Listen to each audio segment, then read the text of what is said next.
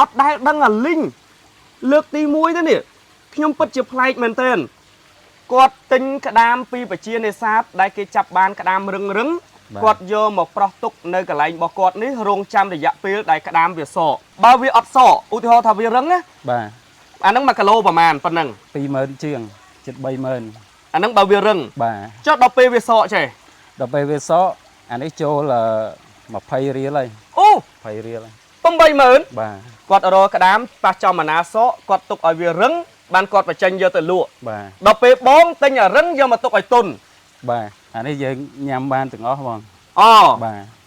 บานตั้งสนุกตั้งไอตอนนั้นสำหรับโบโอนสกอร์กระดามโซคือโบโอนดังไงปนตายบอกโบโอนเหมือนดังทาเวียโซตื่นมัดจังบานในทาเวียตุนตั้งอ๋อคือตุนหล่มเมยโดยสบายกระเทียสบายไอจังอะโดเชิงอันนี้บานในเวียจุดโซดอกเปเวียโซให้ซอสำโนโดยกระดามสไลยังพอมาได้ไม่ได้บอกดอกเชิงเป็นเนี่ยบองโอนจับสมบูรณ์ยัดคลิปได้ชมบองโอนเนี่ยก็เหมือนลังต้นจังบานในทาบองเตยยกเวียหมอปลาระหดดอลเวียโซตัวแต่ตุนจังบานเยี่ยมกว่าจังลุตะลือตีสาไลค์เหมือนแต่นะบองเนี่ยกรมจะล้อมตะกระดามงอบอะมันแมนกระดามงอบเต๋คือจิตกระดามได้เติบแต่โซเฮาทำไมจังกระดามได้โซเฮาเนี่ยบองเคยเนื้อปลาเนื้อรัวกรมเอาจะล้อมทากระดามงอบอะบองคือเนื้อรัวเฮาตุนตั้งสโนกตุนตั้งหนังเกียบยัยเต๋คือตุนหนังออกจังเราไปเกฮบตั้งออกหนึ่งยึดฮบตั้งออกบองก็ใจร้อนนักเคยเนี่ยเลยเกใบแต่เชียเตอปันตีซากระดามโซวิ่งอันนั้นเป็นเมียนลำไหลกับปูเชียงกระดามรึงพอมาได้ไหมเนี่ยบอกเมียนลำไหลคลายเชียงคลายเชียงมวยกุนปีหรือก็ไม่บอกมวยกุนปีเลยอุติหอบาวีอัดโซอุติหอทวีรึงนะอันนั้นมากะโลประมาณปนหนึ่งอันนี้มากะโลปีเมินเชียง7-8 หมื่นอันนั้นบาวีรึงเจ้าดอกเปเวโซใช่ดอกเปเวโซอันนี้โจละมาไพเรียเลยไพเรียเลยต้องใบเหมือนบองอดได้ดังอ่ะลิงเลือกตีมวยนั่นเนี่ยพี่ยมปัจจุบันเหมือนเต้นกดติงกระดามปีปัจเจียในซาบได้เกจับบานกระดามรึงกดโยมปลอกตุกในกระไรบอกกดนี้โรงจำระยะปีได้กระดามเบียโซดอกเปกระดามโซบานกดไปเจนกระดามโซลุตะเลือตีซาได้มิ้นดำไหลคือมวยกุนหนึ่งปีบาทาปันนั่งอะเวียนในรึงสโนกรึงไอ้นั่งดำไหลใบเมินดอกเปโซใช่ลางมากระโหลผมใบเมินโอ้บอนนี่คือเชียประเภทกระดามทมกระดามทมยังธรรมดานั่งปันแต่เบียโซเจ้าบองดังอะเรื่องนึงมาปีไหนเมื่อตาม YouTube ไอ้นั่นเมื่อตาม YouTube เคยนสโรเกไอ้นั่นเกจำจังแหละขณะใบกระดามโซจังไงเมียนตีซาเมียนอะไรจังให้เจ้าดอกเปบองลุแต่สโรเกได้เจ้าเต้นลุเชียวนมปิ้งบองเมื่อตาม YouTube ตามไอ้เมื่อปีไปใจกับเต้เกตุกไอเวสปันแต่ดอกเปมวยเนี่ยย้ำคือในกัมพูชียังตีฮะเจ้าบองถือมาจะโรตีซาบานตะบงตาม Facebook บอกเขาทำเมียนกระดามโซกระดามไปจังตือให้มัดมันเตยเชียกระดามโซเมียนลำไหลทลายเชียงกระดามรึงวิ่งอันนี้ยังยำบานถึงอ้อมองบานตั้งสโนกตั้งไอ้ตอนนั้นบอลเนี่ยเวียตุนใช่จังไปแชะจูนบอลจังนะสำหรับบอลสกอร์กระดามโซคือบอลดังไงปันตายบอกบอลเหมือนดังทาเวียโซตื่นมัดจังบานในทาเวียตุนตั้งอ๋อคือตุนหล่มเมยโดยสบายกระเทียสบายไอ้จังนะอัดเมียนรึงนี่ปันตายดอกเปเวียนในธรรมดาอัดโซคือเวียรึงบานในทายังยำบานแต่สัตว์จังขนมดีปันแต่ดอกเปโซจังคือ100%โฮบานต่างโฮบานต่างบองจังดังทาบองประโมติงกระดามปีไปเชียในศาสตร์เมาส์ได้เคยจับบานให้บองเยอะมาตุกประมาณแค่ตุ่มรวมแต่เวียโซแต่จะตุนใช่อันนี้อัดเตียงไอ้คลามาคายเชียงคลากระลาคายโซก็มีจังซีซองเลเปเวลีชุนกายังโยมาเวียทอดสลับจังฉับโซจังมันในไทยเช่บากานาเวียรึงยังเยอะมาตุกสันไอ้ดอกเปเวียโซสโลคเนียเตหรือก็มาดองมวยเต็มมาดองบุญปรามมาดองมวยเวียดสโลคเนียจังมันในทางอุทิหอบองดักกระดามปรามโรยขบาลมาแค่กลายม้อเวียบานโซบุญดอกขบาลอะไรจังตือขนมมาไงจังลุบานดับบุญดอกขบาลนั่งตีนั่งไงสายโซเตียดยังไงลุอาโซนั่งตีตือบอล ខ្ញុំធ្លាប់ទៅកោះកុងពីមុនដោយថាអ្នកដែលគាត់ចាប់បានក្តាមសក់ប្រជានេសាទណា បាទ គាត់រកក្តាមប៉ះចំអាណាសក់គាត់ទុកឲ្យវារឹងបានគាត់បញ្ចេញយកទៅលក់ បាទ ដល់ពេលបងទិញអារឹងយកមកទុកឲ្យទុន បាទអានោះសរបស់គេនោះវានៅរឹង បាទ វាលក្ខណៈអត់សអញ្ចេះទេឲ្យអត់ទុនអញ្ចេះណា អូបាននេះ រឹងនោះយើងហូបអត់កើតទេ បាននេះថាវារៀងរឹងបន្តិចហើយ បាទរឹងបន្តិចហើយ បងចង់ដឹងថាវាសក់ប្រហែលម៉ោងដែលយើងអាចយកវាសម្រាប់ទុកធ្វើជាក្តាមសក់បាន យើងដើរមើលរហូតដែរ អញ្ចឹងណា បាទ អញ្ចឹង មើល ដើរមើលទៅ បាទដើរមើលពេលល្ងាចហើយនឹងចិត្តភ្លឺ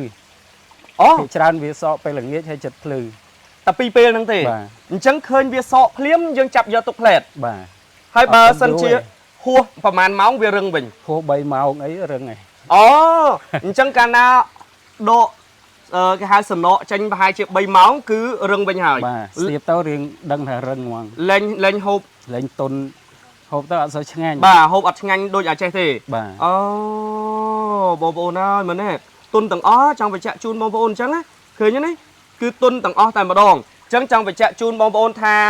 គាត់ទិញក្តាមរឹងយកមកទុកឲ្យទុន បាទ បាទអានេះគឺរឹងធ្វើទុន បាទ ប៉ុន្តែអត់ដែរឲ្យទុនធ្វើរឹងទេ អត់ដែរ ជំរាបសួរ បាទ បងមានឈ្មោះអីដែរ ឈ្មោះរ៉ូនី បងរ៉ូនី បាទ បងនៅនេះគេហៅភូមិអី ភូមិក្បាលរមៀសហ្មង ឃុំអីដែរ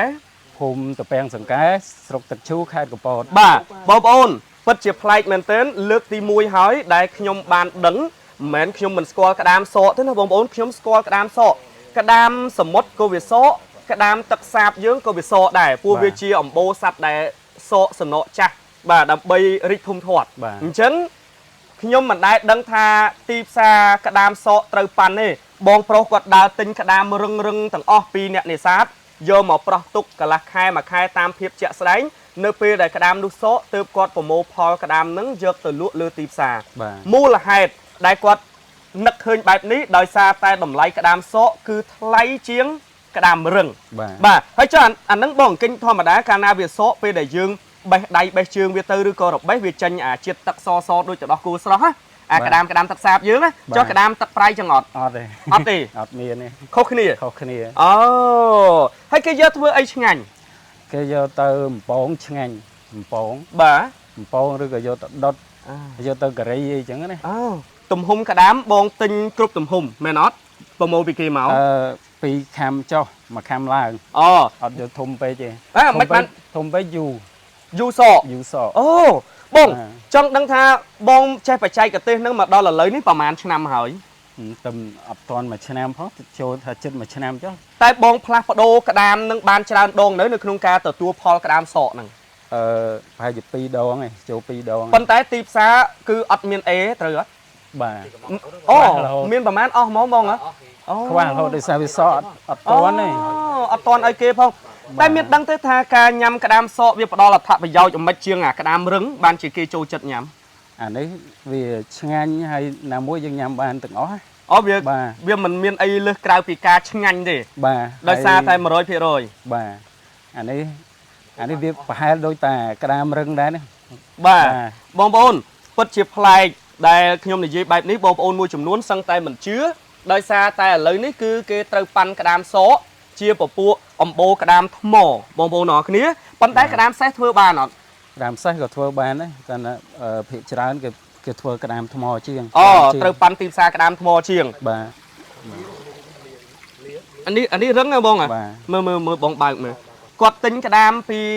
ប្រជានេសាទមកគឺក្តាមក្នុងមួយក្បាលមួយខាំឡើងពីរខាំចុះបងប្អូនអត់ឲ្យលើពីរខាំហើយក៏មិនឲ្យក្រោមមួយខាំបាទហើយនេះក្តាមជាពពួកអំបូរក្តាមសេះដែលគាត់ដាក់នៅទីនេះគាត់មានកន្លែងដែលគាត់ប្រោះក្តាមនឹងច្រើនបងប្អូននេះមិនមែនជាកន្លែងចិញ្ចឹមទេគឺជាកន្លែងប្រោះដើម្បីទុកឲ្យក្តាមសក់លក់ទៅលើទីផ្សារ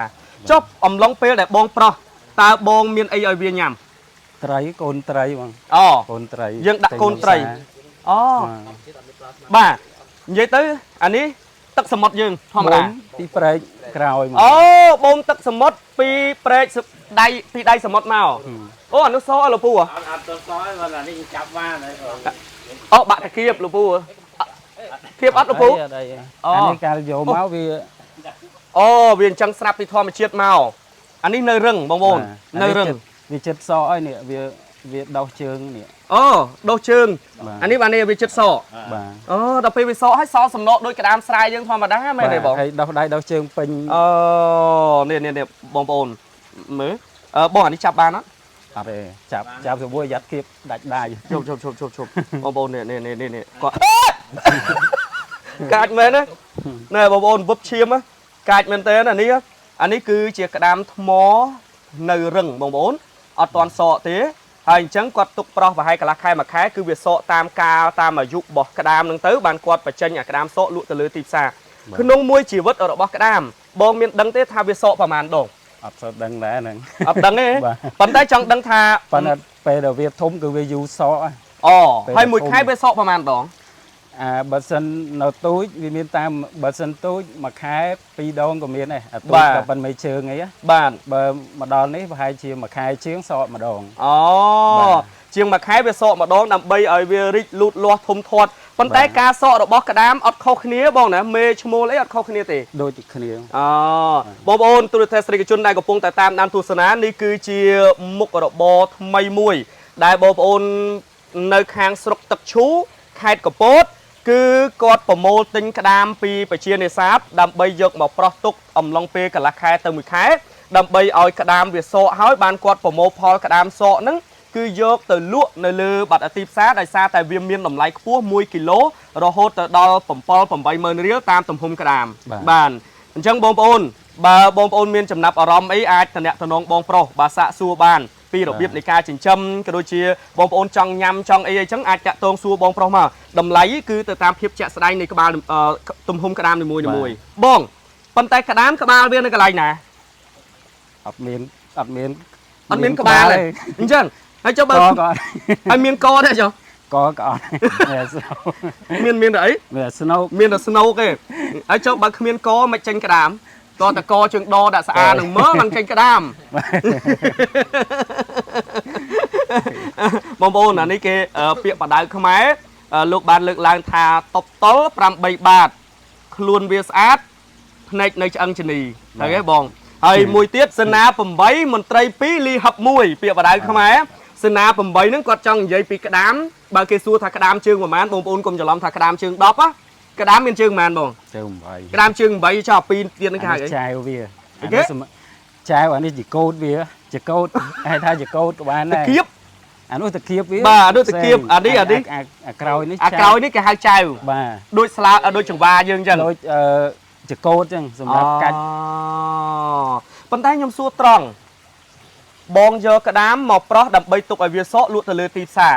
ខ្លួនបងផ្ទាល់ដែរហូបអត់ដែរហូបតែញឹកខ្ញុំហូបនឹងហូបតែងាប់ទេហ្នឹងអត់ទេខ្លាច់ខាតហ្នឹងងាប់ហូបអត់ឆ្ងាញ់ទេអូអញ្ចឹងងាប់ប្រៃងាប់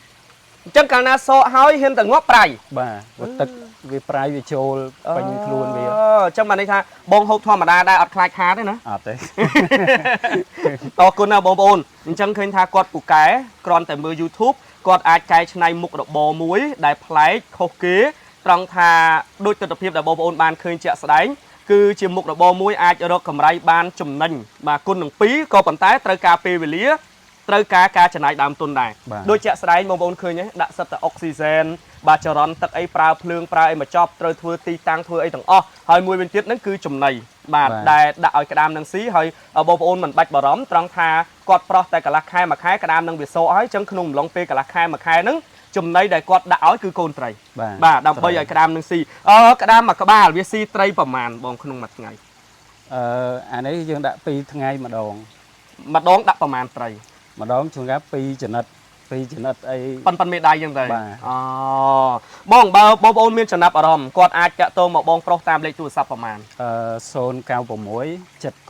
771 មាន Telegram លេខហ្នឹងមាន Telegram បាទបងប្អូនមកមានចំណាប់អារម្មណ៍អាចតាក់ទងបងប្រុសបានដើម្បីសាកសួរព័ត៌មានបន្ថែមឬក៏ទិញនៅក្តាមសក់បាទយកទៅសាកធ្វើមើលតើពិតជាឆ្ងាញ់ឬក៏មិនឆ្ងាញ់តែគ្រាន់ថាបើយើងផ្ញើឲ្យភ្ញៀវប្រកាសជាខ្លះសេតកោឲ្យទៅទេបងក៏យកទៅបកកយើងខ្លះសេឲ្យបានផ្ញើឲ្យភ្ញៀវបាទអរគុណជូនពរបងប្អូនសុខសប្បាយទាំងអស់គ្នាគណៈនេះខ្ញុំបាទភក្ត្រារួមជាមួយបងប្រុសសូមអរគុណសូមជម្រាបលា